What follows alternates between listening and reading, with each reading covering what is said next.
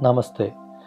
ഇന്ന് ഞാൻ നിങ്ങളുടെ മുമ്പിൽ വന്നിരിക്കുന്നത് വിട്ടുമാറാത്ത ചുമയ്ക്കുള്ള വളരെ ഫലപ്രദമായ ഒരു ആയുർവേദ ടിപ്സുമായിട്ടാണ്. ഇത് ശ്വാസതടസ്സം, ആസ്മ, കഫക്കെട്ട്, അലർജി കൊണ്ടുണ്ടാകുന്ന തുമ്മൽ ഇവയ്ക്കെല്ലാം വളരെ ഉപകാരപ്രദമാണ്.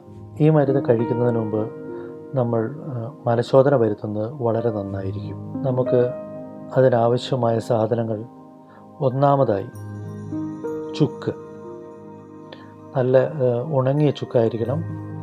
രണ്ടാമതായിട്ട് കുരുമുളക്. മൂന്നാമതായിട്ട് തിപ്പലി. നാലാമതായിട്ട് ഏലത്തരി. അഞ്ചാമതായിട്ട് കൽക്കണ്ടം. ഇത് സമം എടുത്ത് നല്ല രീതിയിൽ പൊടിക്കുക.